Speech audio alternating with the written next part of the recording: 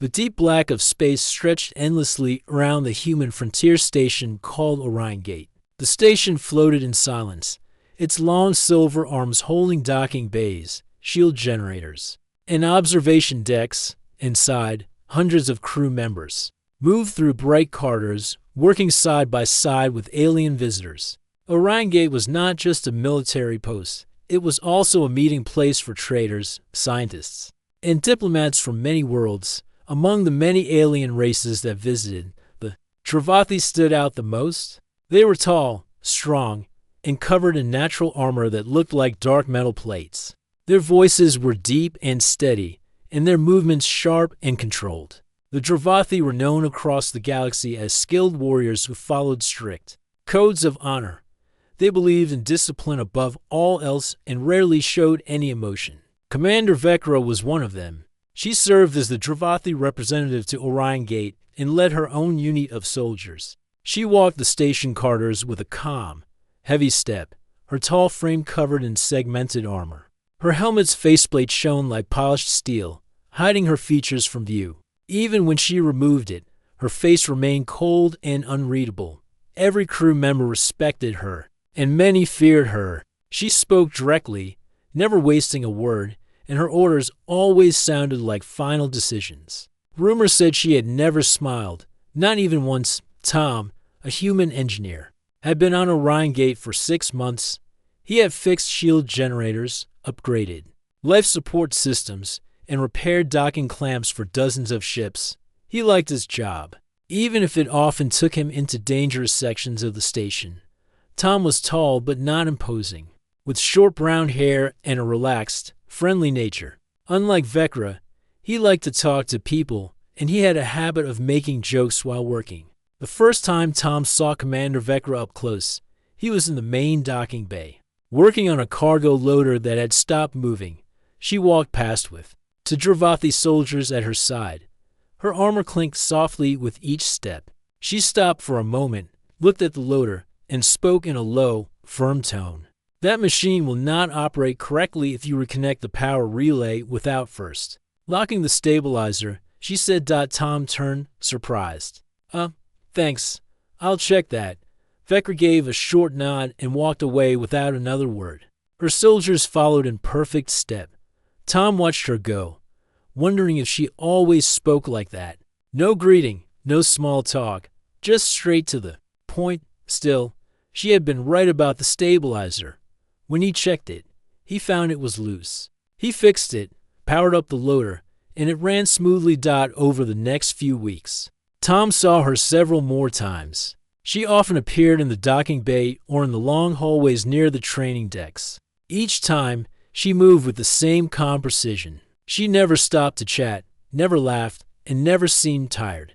The human crew members around Tom often stepped aside when she passed, lowering their voices. One afternoon, Tom was working on a damaged pressure seal near one of the outer corridors. The place was quiet, the only sound the hum of the station's engines. As he replaced a faulty seal ring, he heard steady footsteps. Looking up, he saw Vecra approaching. She stopped a short distance away, watching him work. "You are replacing the seal manually," she said. "Most humans use the automated tool." Tom grinned. "Yeah, but the automated tool sometimes misses cracks. I like doing it myself so I can check every part." Her head tilted slightly, as if she was examining him in a new way. "You prefer accuracy over speed." "That is unusual. Guess I'm old-fashioned," Tom replied.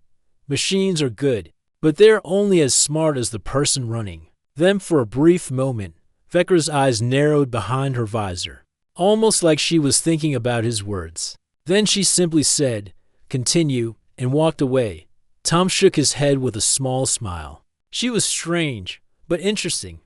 Life on Orion Gate continued with its usual rhythm. Human and alien ships came and went. Cargo was loaded and unloaded. Defense patrols circled the station. Inside, crew members worked together. Though some alien species kept their distance from humans, the Travathi were one of those. They respected human skill but did not seek friendships still. Tom kept noticing small things about Commander Vecra. She always checked her soldiers' equipment twice before drills. She stood watch during dangerous cargo transfers, even though she could have left it to her second-in-command. And though her words were always formal, she never dismissed the work of the human engineers. One evening, as Tom left the repair bay, he passed a group of human technicians talking quietly. "Did you hear?" one of them said. "The Dravathi commander stopped an argument between two crews today. She didn't even raise her voice. Just stared at them until they shut up." Another laughed nervously. "I'd shut up too if she looked at me like that." Tom didn't join the conversation. Instead, he thought about how much control she had over her presence. She never needed to shout, never needed to threaten. She carried authority like it was part of her armor. Yet, Tom couldn't shake the feeling that no one could be that perfectly controlled all the time. There had to be more beneath the surface. He wondered what Vecra was like when she wasn't in commander mode. Did she have friends? Did she ever feel unsure? Did she ever let her guard down? For now, all he had was curiosity. But deep down, he had a feeling that one day, something would happen to reveal the answer. And when it did, he hoped he would be there to see it.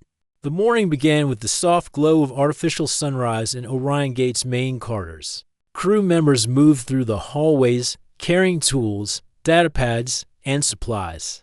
The hum of the station's engines mixed with the faint echo of footsteps. For Tom, it was just another workday.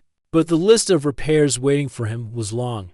His first task was to check the cargo loading platforms in docking bay 4. One of the magnetic clamps had been acting strange, releasing its hold too early. If it failed during unloading, heavy crates could float dangerously in zero gravity. Tom grabbed his toolkit and headed there.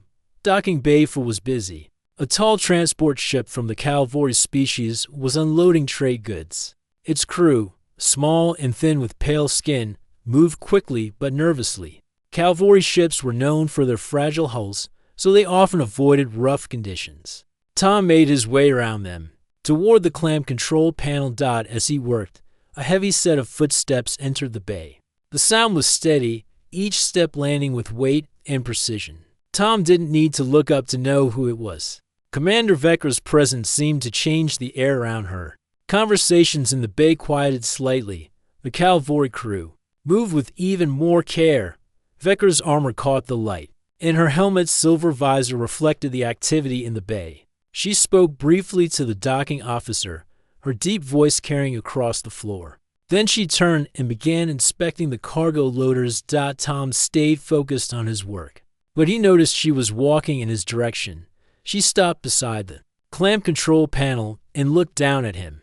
"This platform is scheduled for full inspection next week," she said. Tom nodded without pausing. "Yeah, but if I wait until then, it might fail during unloading. I'd rather fix it now." Her head tilted slightly, as if considering his answer. "Preventing danger before it becomes real. That is acceptable." Tom glanced at her, curious. "Do you always check the docks personally? I thought commanders usually leave that to their officers." "I trust my officers," Vecra replied. "But I trust my own eyes more. Small errors can cost lives." Tom smiled faintly.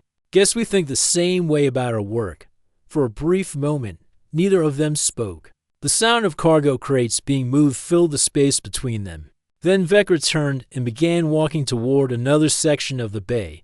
Tom watched her go, wondering again why someone so controlled spent time checking details herself. The rest of the morning passed quickly. Tom finished his repairs in docking bay 4, then moved to a maintenance tunnel near the station's outer edge. The tunnel was narrow, with pipes running along both sides. Here, he needed to replace a worn-out pressure valve that regulated airflow between decks. Halfway through the job, he heard a faint metal clang behind him.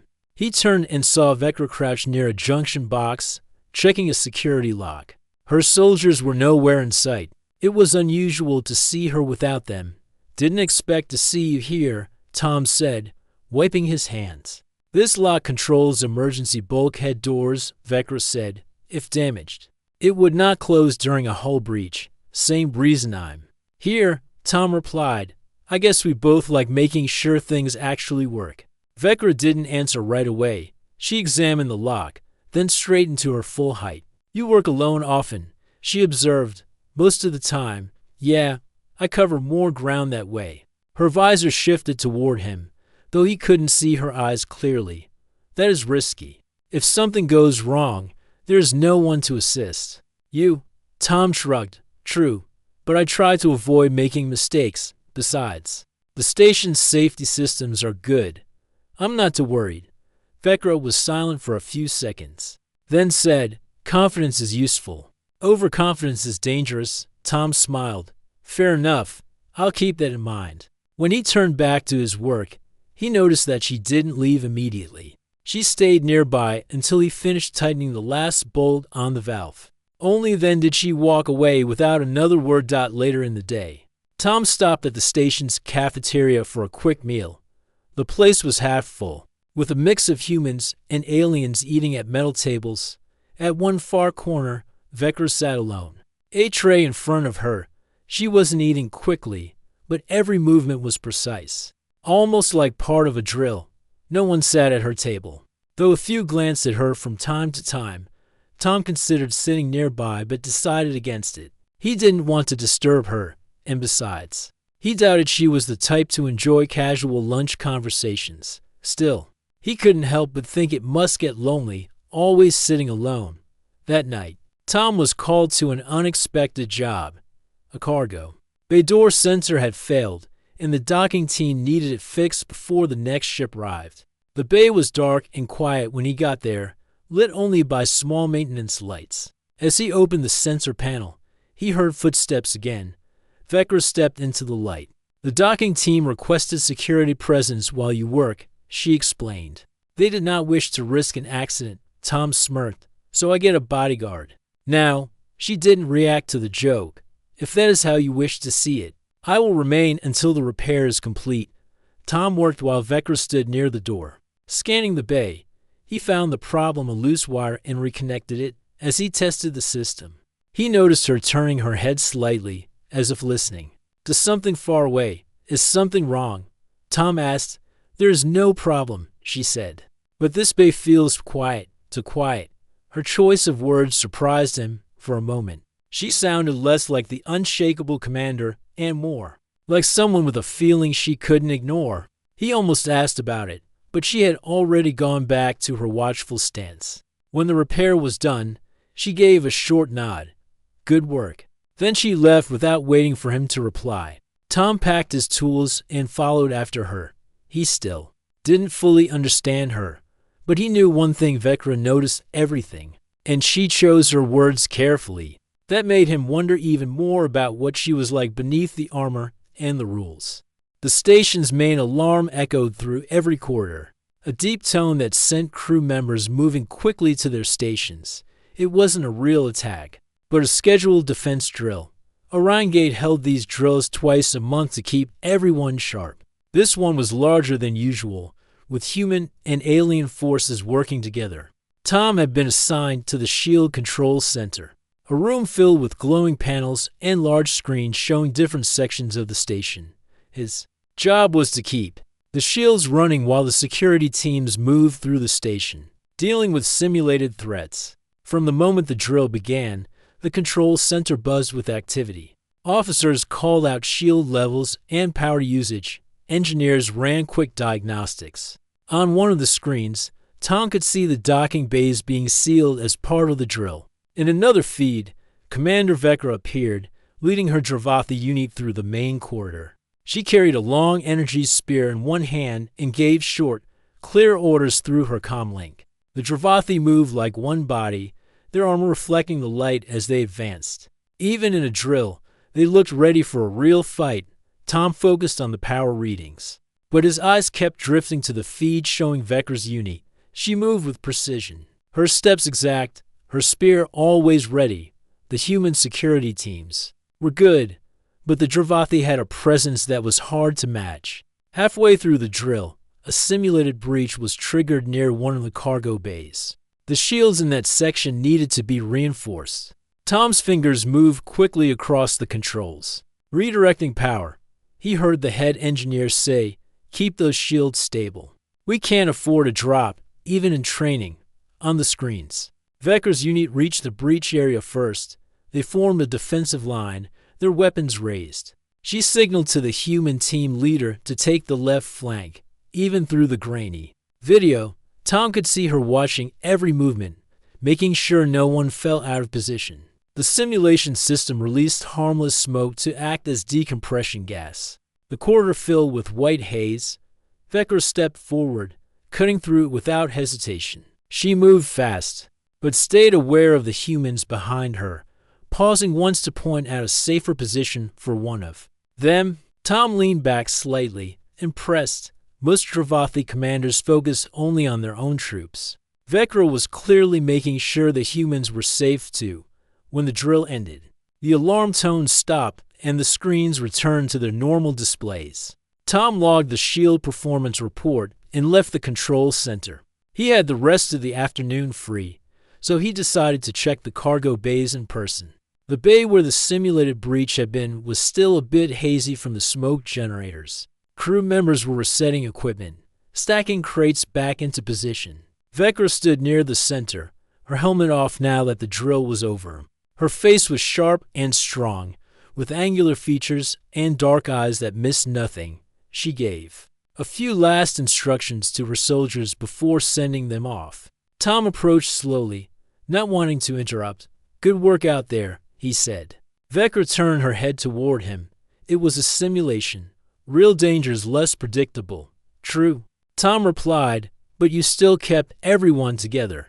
I noticed you kept checking on the human team." Her gaze stayed steady on him. "Their training is different from ours. It is logical to adjust commands to fit their methods." "Logical or not, I think they appreciated it," Tom said. Vecra did not respond right away. Then she said, "A commander's duty is to protect all under their command. Species is not a factor." Tom smiled. "Sounds like a good way to lead." One of the human security officers came up to thank Vecra for her coordination during the drill. She accepted the thanks with a short nod, then turned back to Tom. "You are an engineer. You should not have been observing combat operations." Tom raised an eyebrow. "I was on shield duty. The screens in the control room show everything. Hard not to notice good leadership when it's in front of you." There was a faint flicker in her eyes, as if she were about to say something more, but she looked away. "Continue your duties, engineer." Tom gave a small salute, half serious, half joking, and walked out of the bay. As he left, he thought about how she had moved during the drill. Every motion had been deliberate, every command exact. But the thing that stuck with him most was how she had made sure no one human or Dravathi was left behind. That evening, the station cafeteria was louder than usual. Crew members from different teams swapped stories about the drill. Most of them spoke about close calls or mistakes they had made, laughing over them. Tom heard a few mention Vecra. "She's intense." One security officer said, "Feels like she can see every mistake before you make it."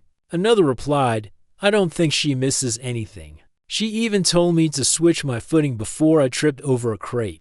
Tom listened but didn't join in. He knew Vecra's leadership style was strict, but there was more to it. She had a way of keeping people alive, even in a pretend battle. That kind of awareness didn't just come from training, it came from caring about the outcome. Late that night, Tom walked through one of the quieter corridors toward his quarters. The lights were dim, and the sound of his footsteps echoed. As he turned the corner, he saw Vecra coming from the other end. She carried her helmet under one arm, and her armor looked freshly cleaned. They slowed as they met in the middle of the corridor. "You are out late," Vecra said. "Could say the same to you," Tom replied. "I was reviewing the drill data. There were several points where coordination could be improved." She said. Tom smiled. "You mean we could improve, or you could?" She gave him a level look. "Every unit can improve, including mine." He nodded. "Fair enough. Good night, Commander." "Good night, Engineer," she replied before continuing on her way. As Tom walked to his quarters, he found himself thinking more about her. Commander Vecra was strict, efficient, and serious, but each time he saw her, another small detail seemed to slip through, a moment of concern for others. A word that showed more than discipline. He didn't know it yet, but soon he would see the side of her that almost no one ever saw. The day began like any other on Orion Gate. Cargo ships arrived, maintenance crews worked, and the steady rhythm of the station continued without trouble. Tom had been sent to inspect airlock seals near the outer docking ring. The job was routine, and he expected to be done before midday. He was kneeling by a control panel, tightening a connection, when the station's emergency alarm suddenly blared. The sound was sharper and faster than the drill tone, and a red light began flashing along the corridor walls. A voice came through the intercom. Hull breach detected in Sector 12. All nearby personnel evacuate immediately. Security teams to Sector 12. Tom's heart jumped. Sector 12 was close just 2 corridors away. He grabbed his toolkit and ran toward the nearest sealed door. But as he rounded the corner, a blast of air rushed past him. The automatic bulkhead began to close to contain the breach through the gap before the door sealed. Tom caught sight of smoke, sparks, and drifting pieces of debris. The sudden impact must have been caused by space debris or a stray piece of rock from the nearby asteroid belt. Just before the bulkhead locked shut, a tall armored figure stepped through Commander Vecra. She was moving fast, her spear in one hand and the security key in the other. Engineer, back away from the breach zone, she ordered without slowing. I can help with the systems, Tom replied. Stay where you are until it is secure, she said firmly, then tapped her security key against the bulkhead control, forcing the door to open again. She stepped into the breach area. Tom stayed near the door, unable to fully walk away. Through the opening, he saw her move toward a group of civilians trapped near a damaged docking bay. The emergency shielding was flickering, and without it, the vacuum of space would pull everything out. Vecra directed the civilians to the safe side of the corridor, while her armor resisted the sharp gusts of escaping air. The situation was dangerous even for her. One wrong move and the failing shield could collapse completely. As she helped a child across the corridor, there was a sudden spark from the shield generator. The power surge sent a flash of light through the air, and Vecra's helmet short-circuited. The faceplate popped open with a faint hiss. For the first time, Tom saw her face uncovered in the middle of action. Her eyes were wide, her mouth set in a tense line. She looked not like the unshakable commander everyone knew, but like someone fighting against real fear. She was breathing fast, her chest rising and falling with effort. The fierce armor of discipline was gone for that moment, replaced by raw, human-like emotion. She quickly sealed her helmet again, but Tom had already seen it. She moved faster now, ushering the last civilian through the bulkhead. Then she tapped her security key again, locking the door behind her. The air returned to stillness. Though the alarm continued to ring, Vecra turned toward Tom, her visor reflecting the flashing red light. Are you injured? She asked. No, Tom said, still watching her closely. Are you? She didn't answer that question. Instead, she moved past him, speaking into her comm link to report that the civilians were safe. By the time the breach was sealed and the alarm stopped, the damage teams had taken over. The danger was gone, but Tom couldn't shake the image of her face in that unguarded second. Later that day, Tom was in the repair bay, checking equipment for any damage from the breach. He heard heavy footsteps and turned to see Vecra entering. She carried her helmet under one arm. You were in the breach area without authorization, she said. I stayed near the bulkhead. Tom replied, I wasn't going to leave while you were in there. That was unnecessary, she said. I'm trained for such events. Tom hesitated, then said, I saw what happened to your helmet. Her eyes narrowed slightly. You saw nothing important. I disagree, Tom said quietly. I think I saw something important to you. Something you try very hard to keep hidden. For a long moment, she stood still. Then she placed her helmet on the workbench. Dravathi warriors are taught from the first day of training to never show fear. Our enemies see it as weakness. Our own people see it as failure. Tom shook his head. That's not weakness. You were in a dangerous situation. Anyone would feel fear. What matters is that you acted anyway. Her gaze was sharp, but there was something else in it now, something less guarded. You will not speak of this to anyone. I won't, Tom said. I just want you to know it doesn't make you any less of a commander. She gave no reply. But after a few seconds, she picked up her helmet and left the bay. When Tom was alone again, he leaned against the bench, thinking about what had just happened. Commander Vecra had built her reputation on strength and control, but in that single moment, he had seen the person underneath, the one who still felt fear, yet still chose to lead. He knew she might never show that side to anyone else, but now he understood her a little better, and he respected her even more for it. The day after the hull breach, the station felt strangely calm. Repairs were still going on in Sector 12, but most crew members had gone back to their usual routines. The danger was over. Yet Tom could not stop thinking about what he had seen. The image of Vecra's uncovered face in that moment of fear kept coming back to him. He knew it was something she wanted to forget, but he also knew she had not been weak. If anything, she had been stronger for acting despite her fear. He decided he couldn't let the moment pass without saying something. Tom found her later in the maintenance bay. She was standing by a long table, checking the condition of her armor. Each piece was set out in perfect order, the dark plates shining under the overhead lights. Her helmet rested at the far end of the table. "Commander," Tom said as he stepped in. She didn't look up. "Engineer, I wanted to talk about yesterday," he said. Her hands paused on the armor, but she still didn't meet his eyes. "There is nothing to discuss. The breach was contained, and the civilians are unharmed." "I'm not talking about the breach," Tom said. "I'm talking about you." This time, she looked at him directly. Her gaze was sharp, guarded. "You are speaking of my helmet malfunction." "Yes," Tom replied. "I saw your face. I saw a side of you no one else gets to see." Her jaw tightened. "Then you will also understand why it must never be spoken of again." Tom stepped closer. "I understand why you want to keep it private, but I don't think you should see it as a failure." Vecra's voice was steady, but there was an edge to it. Among the Dravathi, showing fear is failure. We are taught this from the moment we can walk. Every movement, every word, must show control. Tom shook his head. "I think that's wrong. Fear isn't weakness, it's proof you're alive. What matters is what you do after you feel it. Yesterday, you acted. You put yourself in danger to save others. That's not weakness. That's courage." She studied him for a long moment. "Humans often use that word, courage. You seem to value it more than strength." "Sometimes courage is a kind of strength," Tom said.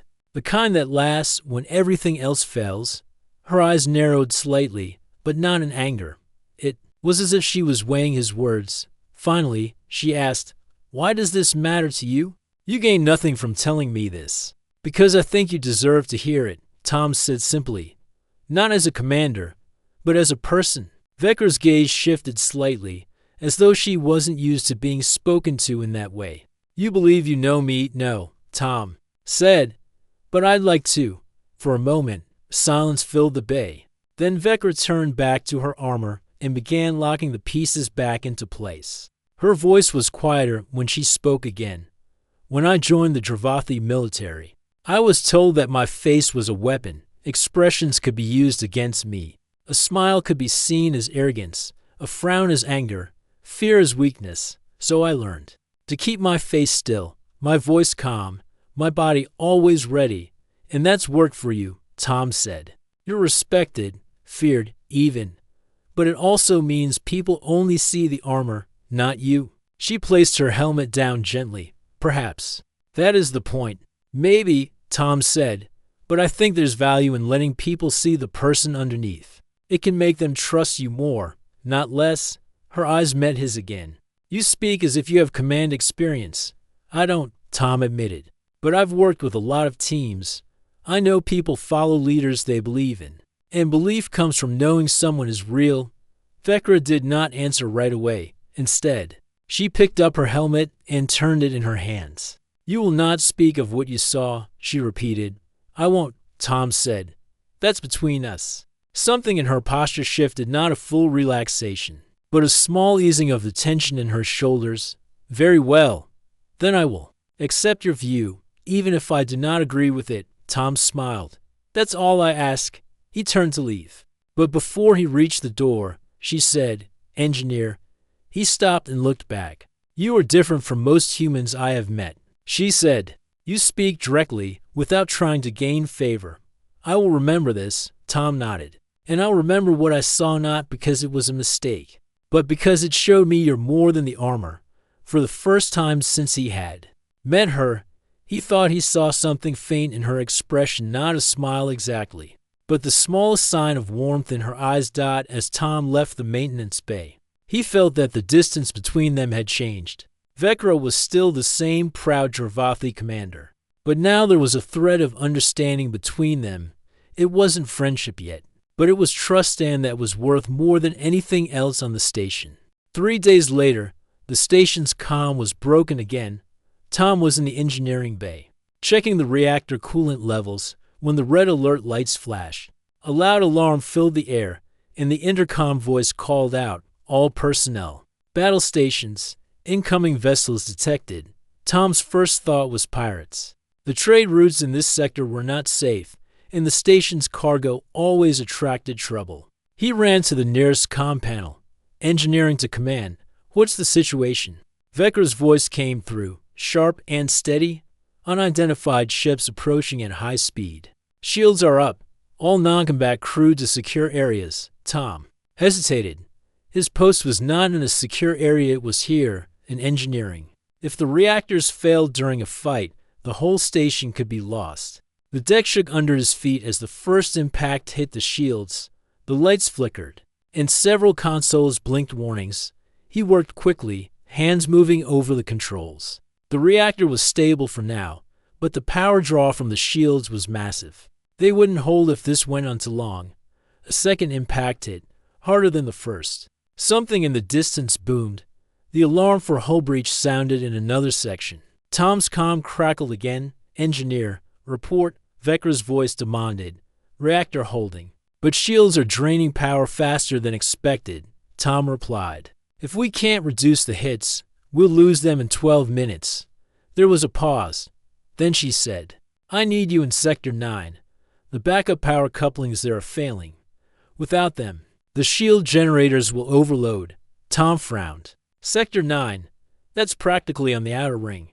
It's going to be dangerous. Do not waste time." She said, "I will meet you there." Tom grabbed his tool pack and ran. The corridors were alive with the sound of running boots, distant impacts, and the occasional hiss of sealing doors. When he reached Sector 9, Vecra was already there in full armor. She had her helmet on now, but Tom could still recognize her voice as she gave orders to Dravathi soldiers. She turned when she saw him. "The coupling is inside that panel. I will cover you." Tom knelt by the panel, pulling it open. Sparks flew out, and the smell of burned insulation hit him. "This is bad," he said. "One of the main conduits is fried. I'll need at least 3 minutes." "You have to," she said firmly. Tom worked fast, stripping out the damaged section and replacing it with a spare. The deck shuddered again under another hit. This time, the lights dimmed, and the shield warning tone began to pulse. "Almost there," Tom said through clenched teeth. Suddenly, a loud clang echoed in the corridor ahead, followed by a burst of gunfire. One of the Dravathi soldiers shouted something in their language, and Vecra moved instantly toward the danger. "Keep working," she ordered. Tom forced himself to stay focused. Even as the sounds of the fight got closer, he could hear Vecra's rifle firing in control bursts. Shouts and heavy footsteps echoed in the metal halls. Then, without warning, one of the attackers rounded the corner behind Tom. The man wore a mask and light armor, holding a weapon aimed straight at him. Before Tom could move, a blur of dark armor slammed into the attacker. Vecra hit him hard, knocking the weapon aside. The two struggled for a moment before she sent him sprawling into the wall. Her movements were fast, precise, and full of power. "You are exposed here," she said without turning toward him. "Work faster." Tom's hands flew over the tools. The final connection sparked. Then the steady hum of the coupling returned. "Done," he called out. Vecra gave a short nod. "Shields are stabilizing. We must return to command." They ran together through the corridors. The station shook with another impact, but the lights stayed on. As they reached the main lift, the intercom reported, enemy vessels breaking off, shields holding at 40%. When they entered command, the crew was tense but focused. On the main screen, the attacking ships were already retreating into the black of space. Status. Vecra ordered. A young officer reported. Minimal damage. No casualties. They will not be back soon. The tension in the room eased, and a quiet cheer went up from one corner. Vecra turned to Tom. The couplings would have failed without you. You kept the shields alive. Tom gave a small smile. And you kept me alive. Seems fair. For a moment, there was silence between them. Then, with her helmet still on, she said, "You worked under fire without hesitation. Many trained soldiers would not manage that. I guess we make a good team," Tom said. Her reply was simple. "Yes, we do." Later, as Tom returned to engineering, he realized something important had changed. The trust they had begun to build in the maintenance bay had just been tested under real danger. And both of them had passed. The battle was over, and the station had returned to a quiet hum. Lights shone steady in the corridors, and the usual sounds of work filled the air once more. But for Commander Vecra, the day was far from normal. Something inside her had shifted, and she could not ignore it. She sat alone in her private quarters, the only light coming from the stars outside the window. Her armor lay on a rack, clean and ready for the next mission. The helmet rested beside it, a symbol of the strong, untouchable commander she had always been. But now, the memory of her face revealed the moment Tom had seen. When her guard slipped during the breach stayed with her. She had spent her whole life hiding behind discipline, because that was what the Dravathi expected. But was that the only way? A soft knock came at the door. Vecra did not answer at first. Then the door slid open slowly. Tom stood there, holding a small tray with a simple meal. "I thought you might be hungry," he said quietly. Vecra looked up. For the first time, she felt like letting someone in. She nodded and motioned for him to come in. They sat together, the silence comfortable between them. Tom placed the tray on the table. "You did well today," he said. "Under fire, you were calm and strong. But more than that, you were human." Vecra studied him. "I am Dravathi first, human second. But you're not only a warrior," Tom said. "You have more inside you. I want to know that person." She looked away for a moment, then met his eyes again. "To show that side is dangerous, it makes you vulnerable." "Maybe," Tom said. "But sometimes vulnerability builds strength. People don't have to be afraid to follow you. They just need to believe in you." Vecra thought about that. Her whole life had been about hiding weakness. But maybe that was her real weakness, the fear of being known. She reached out and touched her helmet, then set it aside. "Tom," she said softly, "you saw something no one else ever has. I trusted you with it. That means something." "It means a lot to me," Tom replied. They sat longer, sharing stories of their pasts, of fears and hopes. For the first time, Vecra felt the weight of her armor lift, not the physical plates, but the walls around her heart. When Tom finally left, she watched him go with a quiet smile. That night, Vecra made a choice. She would keep her strength, but she would no longer hide the real self she had inside. The tough act could remain for the world, but she had found someone who saw beyond it, and that made all the difference.